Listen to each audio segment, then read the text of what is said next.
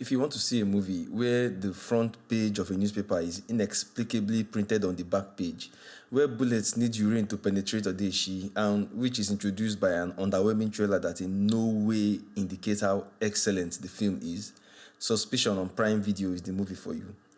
Suspicion, directed by Tosin Igho, premiered on November 28th and is a supernatural murder mystery that examines love, sacrifice of the Kanayo variety, betrayal, and some good old spicy Edo witchcraft.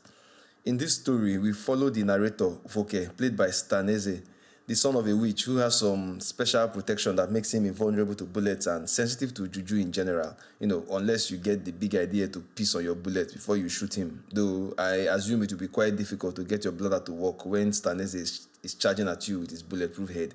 Voke is basically a millennial babalawo who uses divination to solve crime and problems. Spends his time being all moody and stuff since Mr. Stan somehow only has one facial expression for a full range of emotions, and is drawn into conflict when his goddaughter, Lulu, is almost kidnapped right in front of her father. The scene plays out on the streets and is sufficiently gritty and realistic that I honestly could not look away. Now, despite the bullets and the punches flowing left, right, center, it was when they destroyed like 10 crates of eggs during the chase scene that I knew that this director did not come to play. Like, I actually winced on my couch because does this guy earn in dollars or what? Unfortunately, God did not step into this matter, and it does not end in praise, as the kidnap is successful, and the only person they caught wouldn't give up any information since he had Odeshi. This is actually how we learn about the bullet piercing thing, since Voke actually does it here in order to actually finally end the guy. Enter Voke's mother, whose power includes prescience, which was demonstrated very neatly as soon as she was introduced, and telepathy. She refuses to help find Lulu because of the demands that might be made of her son in the pursuit of his goals later. But he persists and gets the support of his father, a paralyzed old man who can speak telepathically with his wife, but not with anyone else.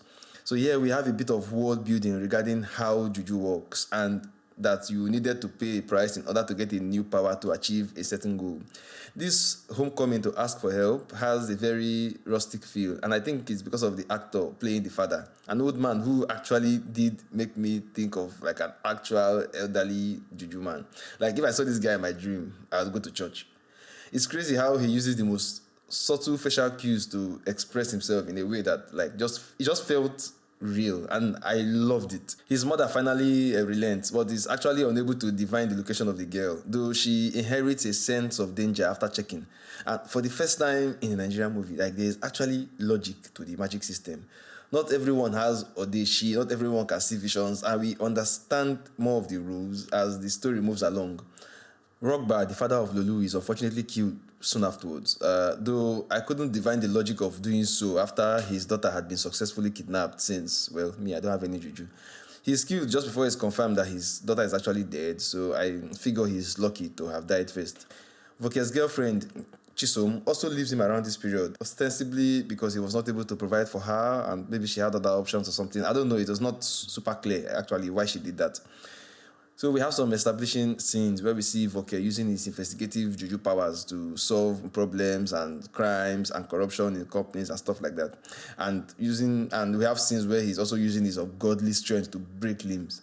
He's finally brought in about 4 years later to solve a corporate murder that occurred at night inside an office. Let me just assume that this office building has no single surveillance camera, and he correctly divines that an organ was taken from the person that was murdered as part of a sacrifice, and he's able to see the special knife that was used to do it and other stuff. He also does a bit of investigation and discovers that the demoted son of the former CEO may have something to do with it. So things get a little complicated when he discovers that his former girlfriend from 4 years ago is now the wife of the current CEO in this weird family business called the Thompson Group, where she is also the head of HR. Voke is able to extract a confession from the son of the former CEO, but this is a red herring, as there are many more layers to the plot. So I'm not going to spoil this movie. It just came out, and I'll give it some time for you to watch it. And you can let me know later if you want a full scene by scene breakdown.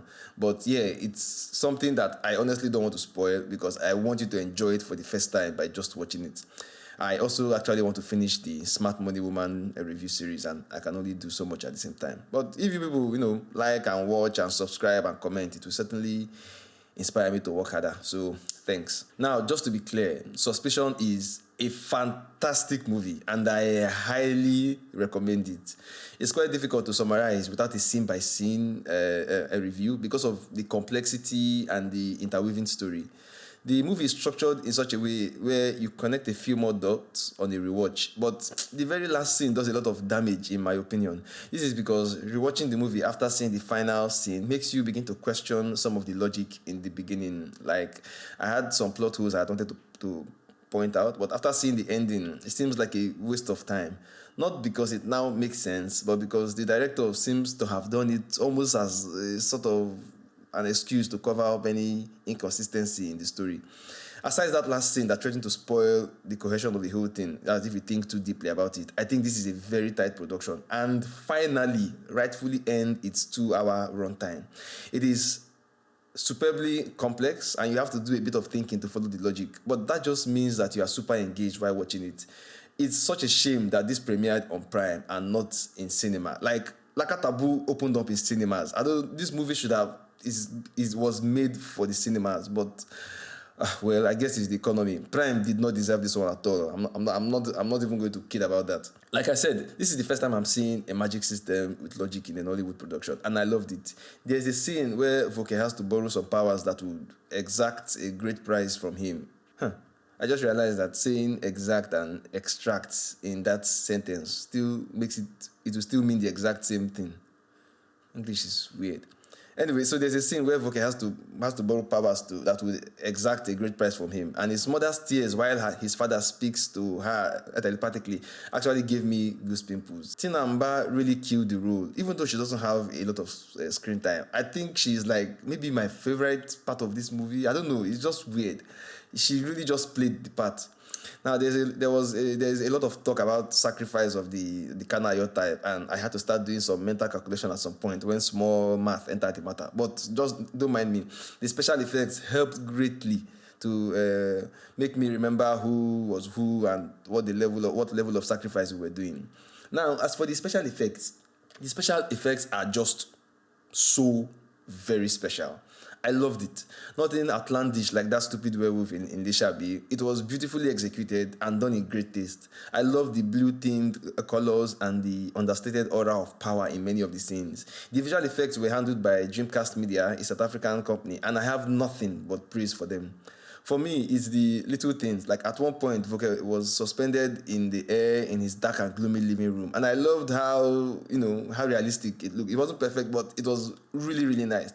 I couldn't even really figure out if it was like a green screen or if it was actually done in his room because the effect was almost perfect. The juju also didn't feel ras or rural. It was like more supernatural than black magic. So there was no nonsense incantations and all that. I really liked it. The sound mixing is also really good. I complain about audio a lot when I do these reviews because I watch these things with a surround system, and many times, many channels of the audio doesn't make it to the speakers behind me, only to the single soundbar under my TV. But this one was well done, and I really liked that the creepy harmonics came only from the speakers behind me. Now, the fight scenes and the choreography were embellished with a lot of shaky cam to make it more dynamic, and I thought it added quite some flair to it, made it feel more gritty, more realistic. It didn't look fake, though except maybe for some of the blood when they are being shot. I don't know, the dynamics was not very well done. But honestly, I'm just being super nitpicky. The cinematography and the color grading is quite good. But at its core, this is just a really good story told with a lot of skill. I also especially like this scene where he's standing at the top of this hill with the sunset in front of him. Sublime. The acting is very good in general. Like I mentioned before, I really liked Atinamba and her paralyzed husband, played by Ron Mgbatoju. Everybody really earned their paycheck. I only recognized Stan as a Tinamba and RMD, but the other actors were quite impressive too. Though, to be honest, after a while, many of them began to look alike because they all had these like slim faces and many of them had dada, and I honestly couldn't tell who was who except in the context of their roles. I also thought that Omowumi Dada, who plays Voke's girlfriend, Echisom, overreacted a little in a particularly important frenetic scene. But like I said, I'm just being nitpicky. There are some interesting twists and turns towards the end that I did not at all expect, despite my experience with films like this. I like how the juju is integrated into modern life. The juxtaposition of the spiritual and the carnal, represented like by the strip club, Silver Fox. Like there was an unnecessary product placement for Silver Fox. Don't know why they did that, because we saw Silver Fox at the beginning in an unrelated incident, and then somebody mentioned it later in the movie. But I don't know. But maybe the director Tosin likes to pop some bottles there every weekend. I don't know. For me, it was just unnecessary. Now, if Silver Fox had paid for product placement, it's quite all right. My issue was not even the fact of like they were advertising Silver Fox. It was how they inserted it. Like he was asking a question and the guy says, "Do you know Silver Fox?" And I'm like, what? What does that have to do with anything? Why didn't he just say they went to a strip? It didn't sound natural. There's a confusing scene at the beginning where the front page of a newspaper was actually printed on the back. Like that was weird. I would certainly like to know how that mistake was made, especially in a movie where it seemed like the production was tightly controlled. So if I wanted to rate this, I'd give it like an 8.5 over 10. Really, it should have been a 9 if not for that weird ending that made me rethink a lot of things. So anyway, I intended for this to be short. I hope it's not too long. I will wrap it up here. I have to review the finale of The Smart Money Woman now. But I say a big congratulations to Tosin Igho for giving me my first positive review on this channel. Like, I need you guys to watch it and come let me know if I should do a full scene-by-scene review later so I can fit it in. Because now I'm getting some requests to do some specific movies and series. I will also soon start watching Beyond the Veil. So if you are the person who suggested it, comment below so I know that you do not abandon me. If not, I will not do it again. So leave a comment, subscribe, you know the drill. See you soon.